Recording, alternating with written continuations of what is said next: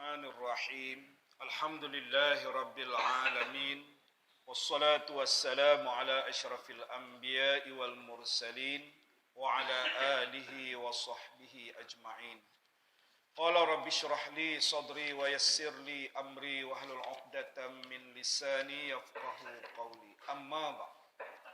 Yang berusaha seluruh jawatan kuasa bagi surau diri Jumaat. Kau ada masjid lah. Surau diri Jumaat, Surau diri Jumaat. Apa namanya? Bandar Pulajaya. Okay. Surau diri Jumaat Bandar Pulajaya. Tuan-tuan imam, tuan-tuan Bilal, tuan-tuan Siak, tuan-tuan hadirin yang saya kasih sekalian. Alhamdulillah, syukur kehadirat Allah Subhanahu wa taala. Dengan limpah kurnia maka kita dapat datang ke rumah Allah ini dan seterusnya dapat duduk sebentar dalam majlis ilmu. Pada bulan yang lepas kita telah membicarakan berkaitan dengan Perang Badar dalam tahun kedua Hijrah. Perang Badar merupakan satu peperangan yang besar. Dalam sejarah Islam, itulah peperangan besar yang pertama. Bermula dalam tahun kedua Hijrah ini berlaku peperangan yang besar. Dan dalam tahun kedua Hijrah ini juga ada lagi peperangan yang masyhur, yaitu peperangan Bani Qainuqa. Ini kita nak sebut pada pagi ini, peperangan Bani Qainuqa. Di antara orang Islam dengan orang Yahudi dikatakan yang paling berani ketika itu di tanah Arab. Bani Qainuqa. Apabila seseorang mempunyai dua musuh, kemudian dia berjaya mengalahkan salah satu daripadanya, maka ia akan mendorong musuhnya yang satu lagi untuk memeranginya. Okay? Kita dah faham dah? Mereka akan menzahirkan kemarahan tanpa mengira kesan daripada permusuhan yang dilancarkan. Jadi mereka ikut perasaan mereka, ikut keinginan mereka, mereka tidak memikirkan kesan yang bakal mereka hadapi. Inilah yang berlaku kepada Bani Qainuqa apabila muslimin mendapat kemenangan penuh di Badar. Bila mereka melihat orang Islam menang dalam perang Badar yang telah lalu, maka mereka, tuan-tuan, merasa tak puas hati. Tak puas hatilah, memanglah tak puas hati. Sebab mereka kalah. Jadi orang kafir kalah. Musyrikin Mekah. Yang ni kalah. Jadi Yahudi ni mereka juga musuh Islam. Mereka tak berpuas hati. Kita akan lihat selepas ini mereka juga berazam untuk memerangi Islam. Memang dari dulu dah Yahudi memang tak akan redha dengan Islam. Maka mereka telah menampakkan apa yang mereka sembunyikan selama ini. Bila mereka melihat Yahudi Bani Qainuqa ini, apabila muslimin mendapat kemenangan di Badar, mereka tak puas hati. Mereka telah membatalkan perjanjian yang telah dilakukan sebelum itu. Mereka ada perjanjian dengan umat Islam, terutama dengan Rasulullah. Mereka sedia tunduk di bawah pemerintahan Islam. Tapi tak lama. Jadi ini tak lama. Dia kata dia tunduk ataupun dia setuju dengan pemerintahan Islam, dia tunduk, dia sudi, sedia membayar jizyah, tak lama. Jadi bila hati mereka itu ingin berkuasa, maka mereka berusaha untuk memerangi Islam. Mereka telah menampakkan apa yang mereka sembunyikan selama ini. Selama sebelum berlaku peperangan dengan Bani Qainuqa ini, Yahudi Bani Qainuqa, mereka seolah-olah tidak menentang Islam. Tapi akhirnya mereka menampakkan juga keadaan mereka yang sebenar. Dengan itu mulut-mulut mereka mengungkap kemarahan dan mereka telah menceroboh kehormatan seorang wanita Muslimah Ansar. Ini dah mula rentetan. Mereka telah memalukan seorang Muslimah Ansar. Ini menjadikan muslimin bersikap berhati-hati dan tidak mempercayai mereka untuk masa akan datang. Jadi orang Islam mula dah nampak bahawa mereka ini telah melakukan perkara yang menyebabkan orang Islam marah. Itu kita kena faham kedudukan orang Yahudi. Jadi mereka mula dah nampak. Sebelum itu mereka tak tunjuk. Tapi mereka tak boleh tahan dah permusuhan mereka itu kembali nampak. Kembali nampak. Jadi bila nampak, kita lihat bagaimana Allah mengajar kepada umat Islam agar batalkan perjanjian. Nampak? Allah Malikul Haq Rabbul Alamin ini, tuan-tuan, telah mengajar. Maka diberinya pengajaran ataupun pendidikan. Dengan firman Allah, wa imma takhafanna min qaumin khiyanatan fanbiz ilaihim Allah la yuhibbul khainin. Dan jika kamu mengetahui adanya perbuatan khianat daripada sesuatu kaum, yakni yang telah mengikat perjanjian denganmu, maka campaklah perjanjian itu. Nampak? Campaklah perjanjian itu kepada mereka. Sebab itu Allah menyatakan fanviz ilaihim, campak dengan cara terus terang dan adil. Sesungguhnya Allah tidak suka kepada orang yang khianat.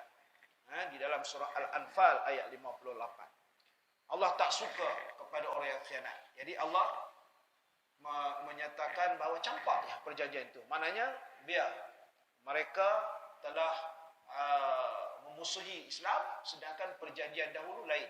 Jadi campak. Maka Rasul memberi amaran. Maka Rasul pun memberi amaran kepada orang kafir. Sebab perintah Allah berterus terang. Berterus terang. Jangan pergi perang lagi tu ya.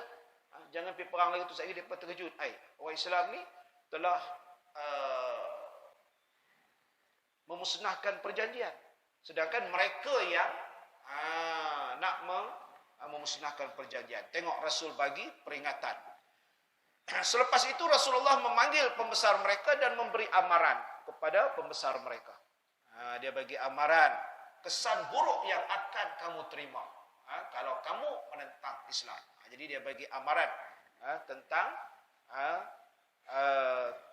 kejahatan orang-orang Yahudi ini. Tak apa, kalau hampa dah ni dah, hampa bersiap sedia. Jadi Rasul bagi amaran. Tapi mereka jawab. Cuba tengok mereka jawab. Mereka itu yang katakan antara yang paling berani ni. Yahudi Bani Qainuqa ni. Maka dia kata apa? Wahai Muhammad, kamu jangan tertipu dengan kemenangan ketika menghadapi kaummu sendiri. Jadi dia kata sebelum ni Islam menang dalam perang Badar. Jadi maknanya jangan tertipu, jangan kamu rasa kamu menang dalam perang Badar menghadapi Quraisy Mekah, kaum kamu sendiri. Kamu dah rasa kamu hebat. Dia kata dia nak bagi tahu bahawa mereka lebih hebat daripada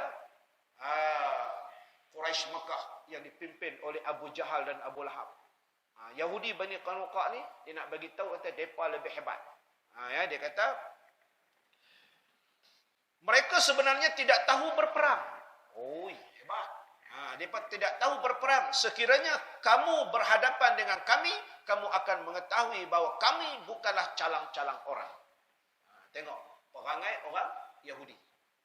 Tapi kita lihat nanti bagaimana mereka diusir daripada bumi Madinah. Yahudi Bani Qainuqa ni akhirnya diusir apabila mereka berhadapan dengan kepungan dan mereka mengalah. Mana hebat mereka? Tapi cakap mereka bunyi hebat. Kalau orang Islam gerun dengan cakap mereka, habis. Sebenarnya orang Islam ada kekuatan. Orang Islam ada kekuatan. Bani Qainuqa adalah orang Yahudi yang paling berani. Dalam catatan sejarah, dialah yang paling berani. Dan kita lihat pula, Allah telah memberi ancaman kepada orang-orang kafir ini. Dengan firman Allah, Qul lilladzina kafaru satughlabuna wa tuhsyaruna ila jahannam wa bi'sal mihad. Kemudian kita lihat maksudnya. Kita ringkaskan, saya ambil maksudnya masa singkat. Katakanlah wahai Muhammad kepada orang kafir, kamu akan dikalahkan di dunia ini dan akan dihimpun pada hari kiamat ke dalam neraka jahanam, dan itulah tempat yang seburuk-buruknya. Allah suruh kata kepada mereka, kepada orang kafir ini, sesungguhnya telah ada satu tanda, yakni bukti bagi kamu pada peristiwa dua pasukan yang telah bertempur di medan perang, satu pasukan mukmin yang berperang pada jalan Allah dan satu lagi daripada golongan kafir. Mereka yang kafir itu melihat orang Islam dengan pandangan mata biasa, dua kali ramainya berbanding dengan mereka sendiri, dan Allah menguatkan siapa yang dikehendakinya dengan pertolongannya. Ya, Allah memberi peringatan, maka sampaikan kepada mereka. Jadi tengok tuan-tuan ya. Ketika itu Ubadah bin Samit ini adalah merupakan pemimpin bagi kaum Ansar. Ubadah bin Samit ini pemimpin bagi kaum Ansar dari kalangan Khazraj. Dia Aus dan Khazraj kan Ansar. Jadi dia pemimpin bagi Khazraj. Tapi Khazraj dengan Aus ni dia adalah pemimpin. Jadi Ubadah bin Samit, dia kata apa? Dia berlepas diri daripada perjanjian dengan mereka. Dia mana kata dia bebas. Dia tidak terikat lagi perjanjian dengan mereka. Mana mereka siapa? Yahudi. Mana kata dia isytihar. Dia bebas. Sebab dia memang marah dengan Yahudi Bani Qainuqa ni. Kemudian, tetapi Abdullah bin Ubay masih tetap berpegang dengan perjanjian sambil berkata, aku adalah lelaki yang takut ditimpa bencana. Abdullah bin Ubay. Kita pun fahamlah Abdullah bin Ubay ni. Jadi dia kata apa? Dia kata dia masih lagi. Dia kata dia tak pasal apa, dia tak mau apa ni, dia masih tetap berpegang dengan perjanjian, dia takut bencana akan menimpa. Jadi kata Abdullah bin Ubay. Jadi dia anak rapat dengan orang Yahudi. Sebenarnya kita kena faham. Apabila Yahudi atau mana-mana kafir yang mula menunjukkan permusuhan dengan kita, jangan kita dilarang rapat dengan mereka. Kita dilarang. Tapi kita kadang-kadang tak faham. Sejarah mengajar ni. Sejarah mengajar bukan cerita zaman Nabi saja. Sampai zaman sekarang. Apabila kita sudah melihat kafir mengkhianati kita, kita kena reti bahasa lah. Tapi kita ni orang Melayu, orang Melayu zaman lah pula kan. Kadang-kadang setengah tu tak apa nak faham. Kan? Dia tengok lembut sikit, bahasa lama sikit, bagus dah, tak apa, bagus. Jadi, maka Allah menurunkan Al-Quran untuk mengajar muslimin melalui firman-Nya. Allah ajar pula orang muslimin, ajar apa? Jangan jadikan kafir teman rapat. Hati-hati. Terutama apabila mereka telah menampakkan permusuhan ataupun mereka tidak bersetuju dengan Islam, jangan ambil mereka jadi teman rapat. Ni sejarah mengajar kita. Maksudnya dari surah Al-Maidah ayat 51, wahai orang yang beriman, jangan kamu mengambil orang Yahudi dan Nasrani itu sebagai teman rapat. Sebahagian mereka menjadi teman rapat kepada setengah yang lain, dan sesiapa di antara kamu yang menjadi mereka teman rapatnya, maka sesungguhnya Allah tidak memberi petunjuk kepada kaum yang berlaku zalim. Nampak? Karena Allah tidak akan memberi pertolongan kepada orang yang mengambil musuh Islam sebagai teman rapat. Hati-hati, hati-hati. Ni sejarah dah ajar kita.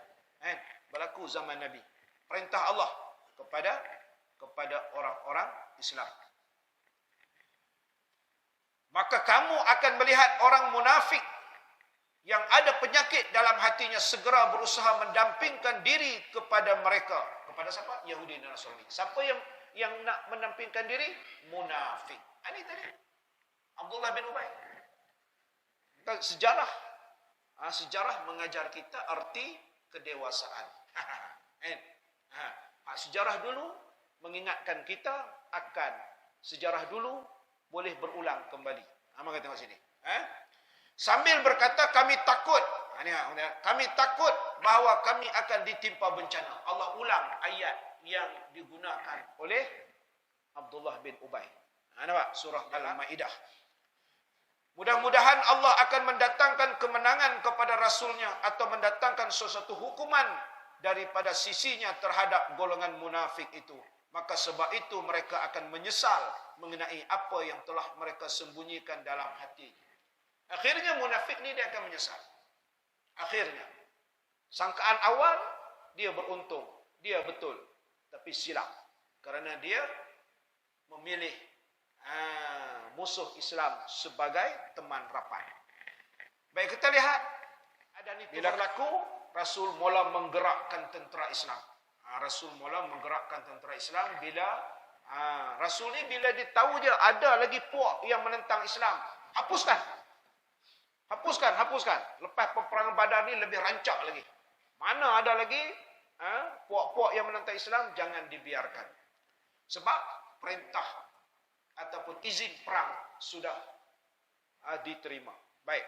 Apabila Yahudi Bani Qainuqa menampakkan permusuhan dan bertahan di dalam kubu-kubu mereka, maka pada pertengahan bulan Syawal tahun kedua Hijrah, Rasulullah menggerakkan tenteranya. Mula menggerakkan tentera. Jadi panji-panji diserahkan kepada bapa saudaranya Hamzah, baginda melantik Abu Lubabah Al-Ansari. Kita tahulah Abu Lubabah kita sebut dulu sebagai penggantinya di Madinah. Jadi biasa Rasulullah bila nak keluar daripada Madinah, dia baginda akan menentukan siapa yang akan memimpin Madinah ketika Rasulullah keluar. Jadi dia lantik Abu Lubabah supaya pastikan Madinah terjaga, terpelihara. Tentera muslimin mengadakan kepungan selama 15 malam. 15 malam kepung Yahudi Bani Qainuqa ni. Apabila Bani Qainuqa mendapatkan dirinya tidak mampu menentang tentera muslimin dan mula merasa takut, mereka minta supaya Rasulullah membiarkan mereka meninggalkan Madinah. Minta kepada Nabi supaya izinkan mereka nak meninggalkan Madinah dan dengan keadaan selamat. Maka maknanya mereka mengaku kalah lah. Mengaku kalah. Mana yang kata mereka hebat, lebih hebat daripada musyrikin Mekah tadi? Mana dia? Tak ada. Cakap mereka ya. Untuk menakutkan Islam. Jadi sebenarnya orang Islam kuat. Tetapi itulah keadaannya. Yang berlaku kadang-kadang orang Islam ni dia takut. Dia takut walaupun Islam nampak menyerlah kekuatannya, tapi masih lagi takut. Antaranya orang munafiklah yang tak yakin kepada Islam. Sebab itu diajar kepada kita jangan jadi orang yang tak yakin kepada Islam. Ramai tuan-tuan orang yang tak yakin kepada Islam. Ramai orang yang tak yakin kepada Islam. Bila kita nak buat Islam, payah, susah, itu, ini. Gitu. Tak yakin dengan Islam. Buatlah. Buatlah. Laksanakan Islam. Jangan takut. Allah bersama. Tak berjaya pun tak apa. Allah nilaikan kita sebagai orang yang berdiri pada jalan Allah. Itu yang penting sekali tu. Apabila Yahudi Bani Qainuqa menampakkan permusuhan dan bertahan di dalam kubu mereka, maka pada pertengahan bulan Syawal tahun kedua Hijrah, Rasulullah menggerakkan tenteranya. Yang saya sebut tadi Jadi selama 15 malam. Jadi akhirnya mereka minta izin untuk keluar. Jadi Nabi bagi tempoh 3 malam. Nabi bagi tempoh 3 malam, okey. Bagi tempoh 3 malam kamu keluar. Nabi orang yang faham. Bukan nak dapat keluar sekaligus. Mereka dia mengambil masa. Tapi mereka berjanji nak keluar. Okey, kamu keluar. Tak apa, bagi 3 malam. Jadi Rasulullah menyerahkan urusan pengusiran tersebut kepada Ubadah bin Samit. Tadi kita kata seorang pemimpin Ansar, yaitu daripada Khazraj, Ubadah bin Samit yang mempunyai kekuatan pendirian hati. Rasulullah bagi mandat kepada dia, kamu uruskan, perintahkan mereka. Sebab kamu orang Madinah, asal Madinah, Ansar. Maka dialah yang bertemu dengan Yahudi, dia uruskan supaya mereka bergerak keluar. Jadi mereka keluar menuju ke Azri'at, terletak di negeri Syam. Keluar, lari pergi sana. Dan selepas itu kita lihat sejarah menyatakan mereka pun musnah di sana tak lama, dalam masa setahun tak lebih setahun mereka pun musnah. Itu keadaan Yahudi Bani Qainuqa. Jadi pengajaran banyak kita dapat tu. Kemudian setelah mereka keluar, mereka pun tak dapat bawa semua, banyak barangan-barangan yang ditinggalkan. Itulah yang dinamakan harta ghanimah. Maka Rasulullah mengagihkan harta ghanimah tersebut kepada disebut sini kepada 5 dan 6 bahagian, iaitu antaranya untuk jalan Allah, untuk Rasul, untuk sahabat, untuk anak yatim, untuk yang miskin, dan untuk ibnu sabil. Diagihkan harta ghanimah ataupun harta rampasan perang. Baik, seterusnya kita lihat, masa ada sikit lagi. Ini sampai pukul apa ni? Sampai pukul apa tak? Okey, sikit lagi tuan-tuan, kita tengok peperangan Sawik, As-Sawik, iaitu peperangan tepung gandum. As-Sawik ni tepung gandum lah. Apa cerita perang tepung gandum ni? Cerita dia beginilah tuan-tuan. Abu Sufyan, dulu dia perang Badar, dia tak dapat ikut. Kita tahu nama Abu Sufyan.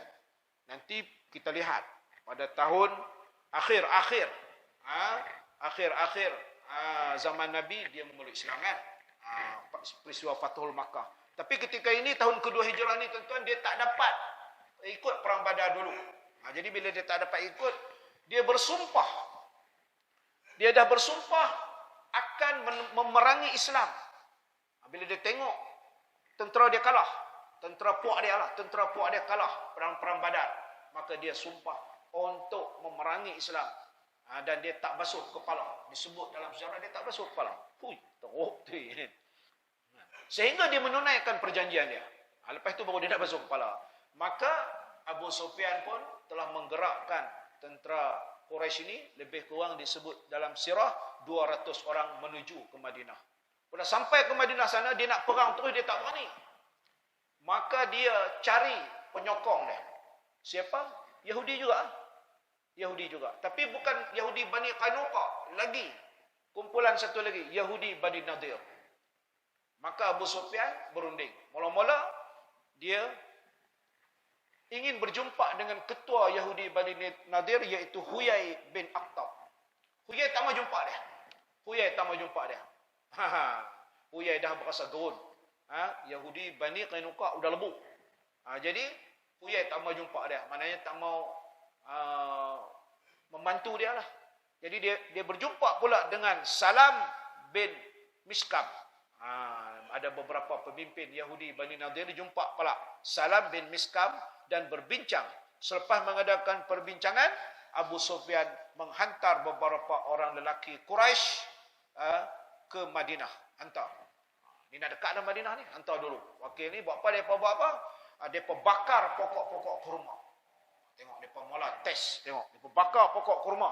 Kemudian mereka jumpa satu orang Ansar, depa bunuh. Lepas peristiwa itu, maka Rasulullah sangat marah bila dengar.